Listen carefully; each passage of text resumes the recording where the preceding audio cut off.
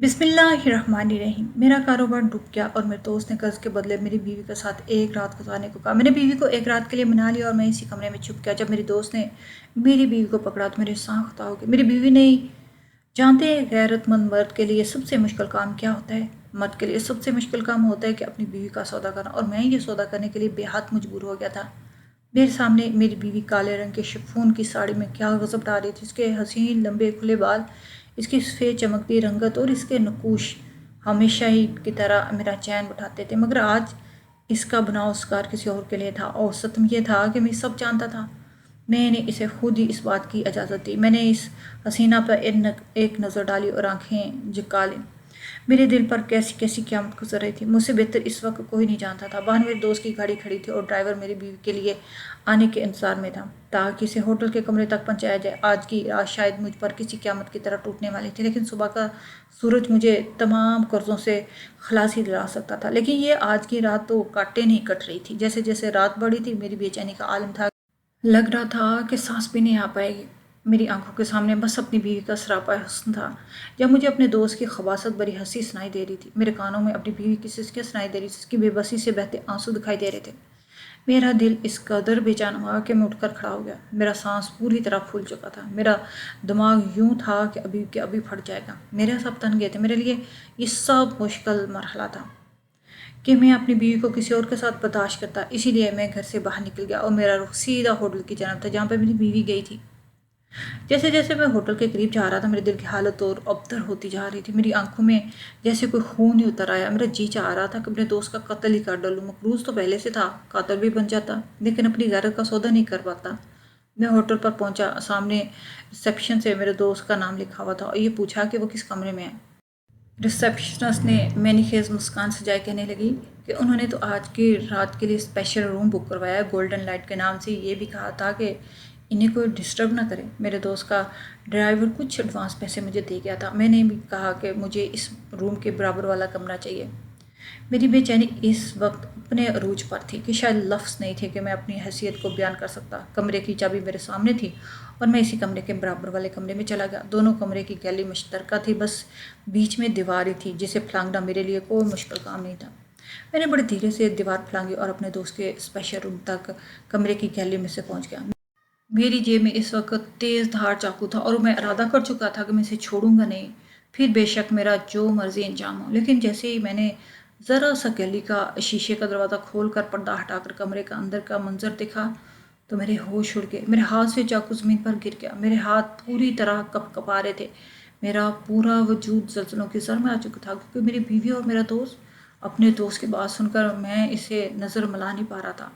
हम एक fast food के रेस्टोरेंट बैठे थे। मेरे सामने रखी गोल मेज़ पर मुख्तलिफ़ किस्म के बर्गर स्लाइस मौजूद थे। सामने मेरा दोस्त बैठा था, मुझे एक टिक देख रहा था। कहने लगा, अच्छी तरह सोच लो, कोई ज़बरदस्ती नहीं, वक्त लेना चाहो तो ले सकते हो, लेकिन सिर्फ आज रात का, इससे ज़्यादा नहीं मैं तुम्हें वक्त दे सकता हूँ। शायद इसके लिए सबसे कहना आसान था, लेकिन मेरे लिए सुनना आसान नहीं था। लेकिन इस वक्त मैं कर्ज़ों में डूबा हुआ था, इतना मकरूज था कि अपनी बीवी के बारे में ऐसी बात सोच रहा जो कि गैरतमंद की गैरत पर गहरी चोट होती है। मेरे दोस्त ने मुझे यूं चुप और खामोश देखा तो कहने लगा, खाना तो खाओ, इसके पैसे नहीं लूँगा तुमसे। ये कहकर बहुत मस्कराना मुस्कराया। कहने लगा, ज़्यादा ही इस चीज़ को सोच रहे हो।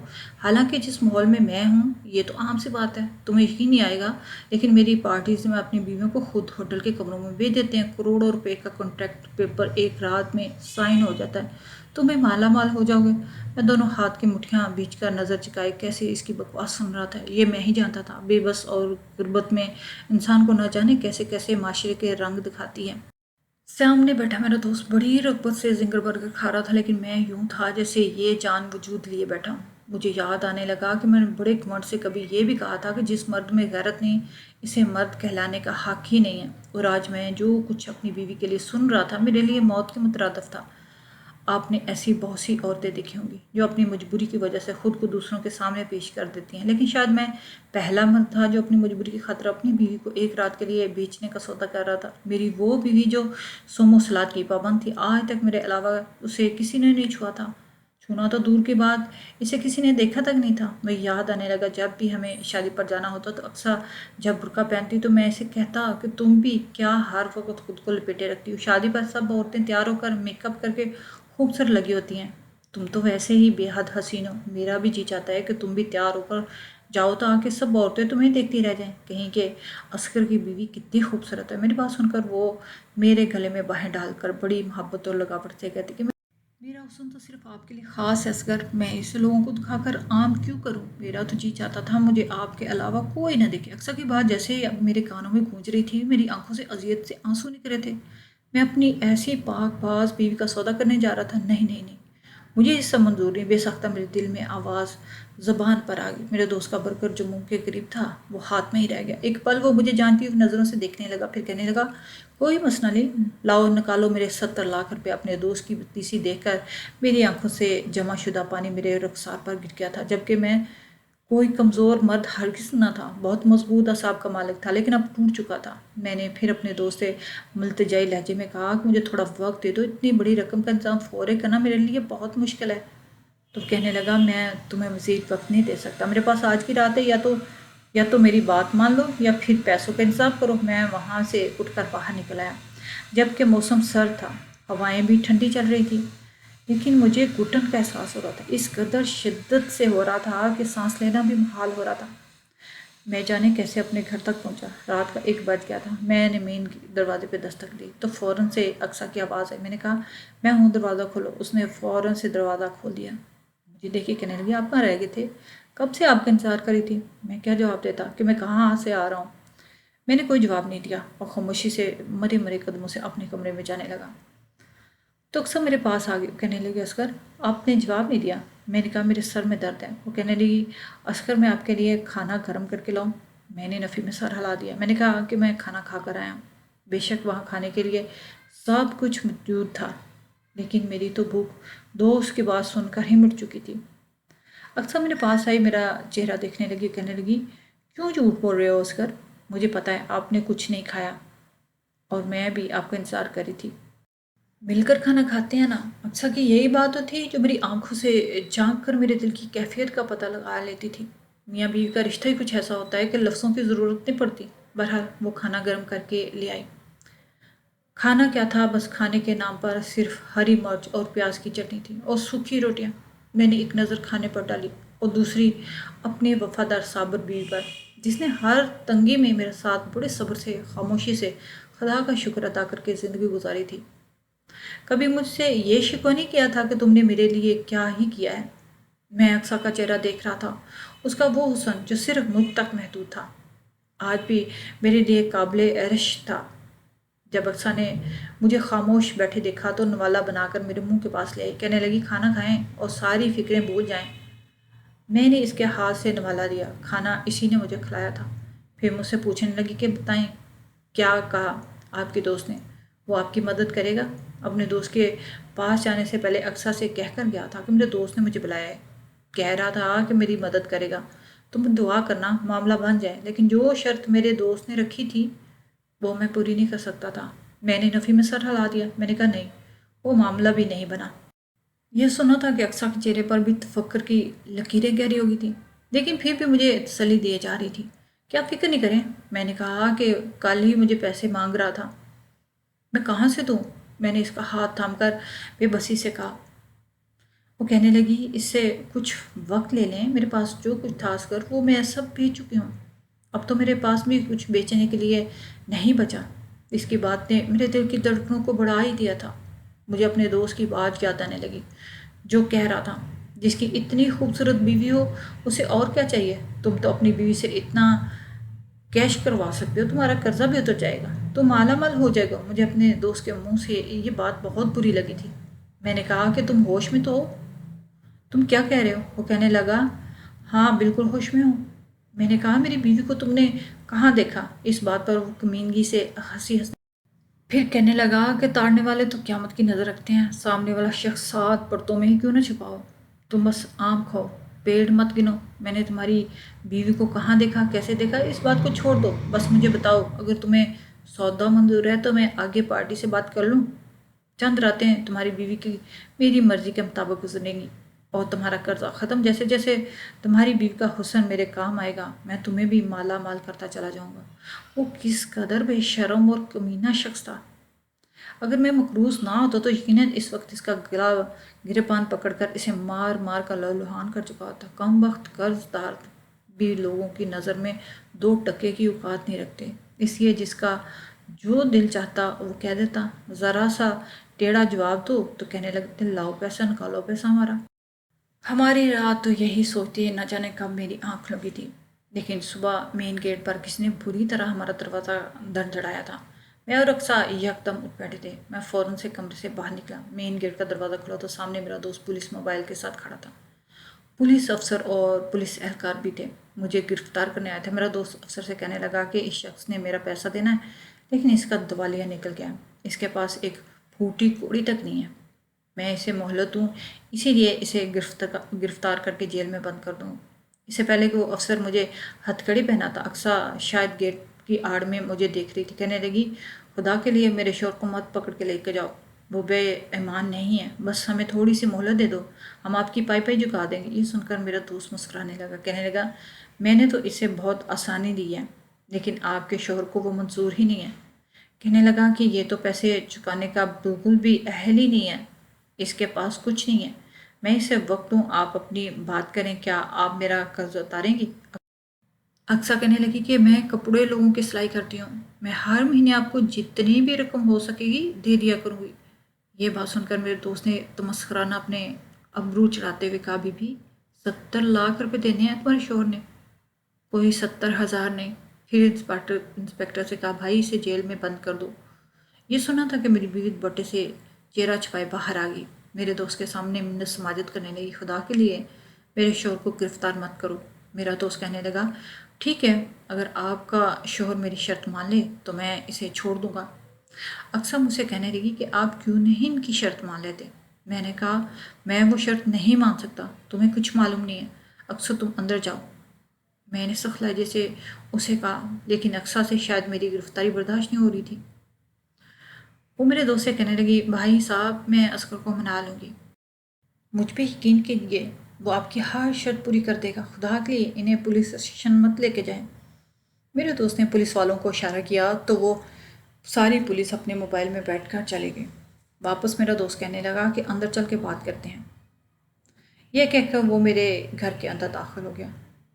اس کے پیچھے میں اور اقصیٰ بھی گھر میں داخل ہو گیا، لیکن اس بار میرا دوست میرے بنا اقصیٰ سے مخاطب تھا۔ کہنے لگا کہ میں نے تو پہلے ہی اصغر سے کہا تھا کہ بیچ کا راستہ جو ہے اس پہ مان جاؤ، یہی نہیں مارا، اس کو منا لو، تمہارے وارے نیارے ہو جائیں گے۔ کیا ہے، میں پیسوں کے معاملے میں بڑا گھٹیا قسم کا انسان ہوں، اپنا نقصان نہیں کر سکتا۔ وہ بڑی حفاظت سے اپنی عادات کا اعتراف کر رہا تھا۔ اقصیٰ کہنے لگی، آپ بتائیے اصغر کو کیا کرنا ہوگا؟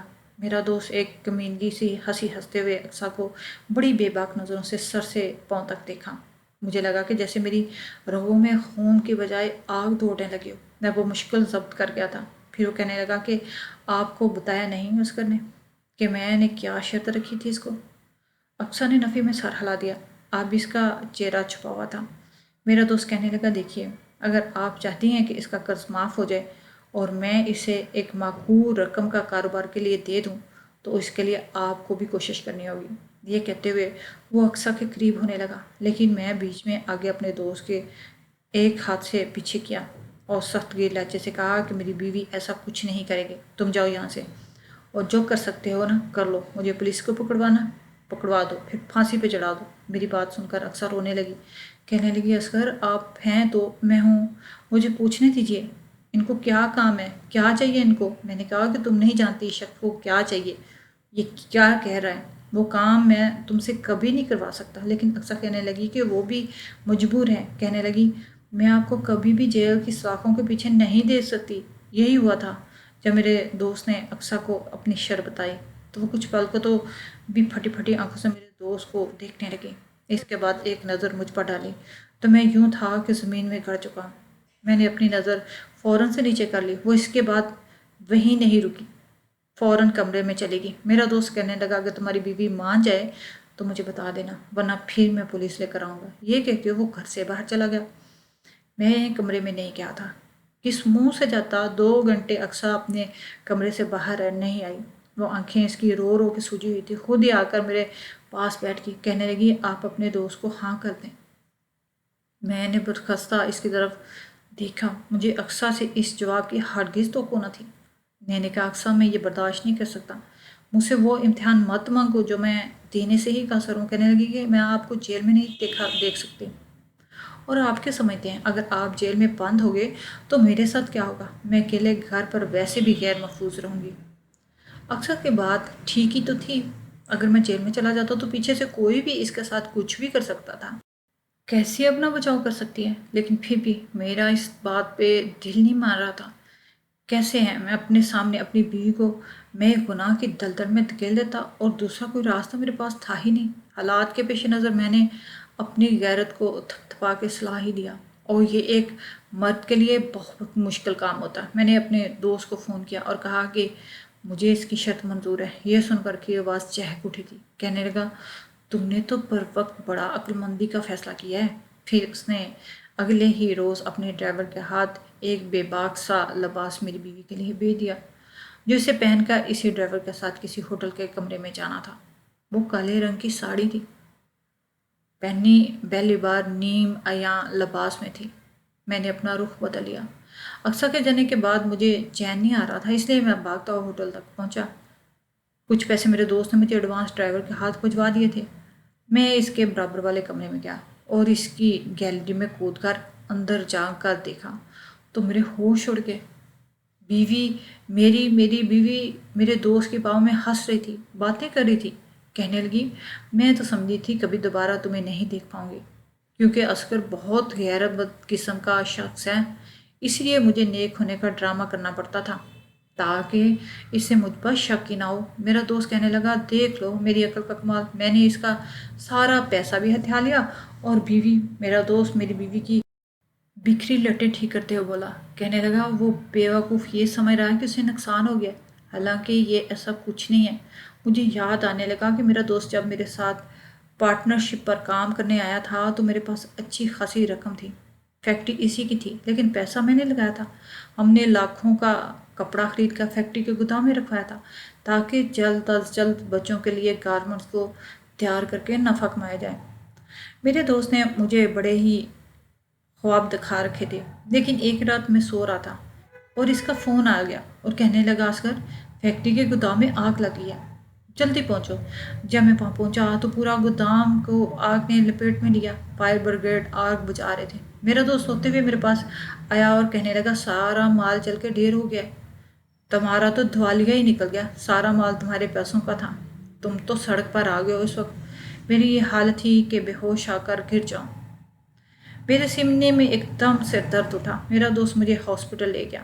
مجھ سے یہ صدمہ برداشت نہیں ہو پا رہا تھا۔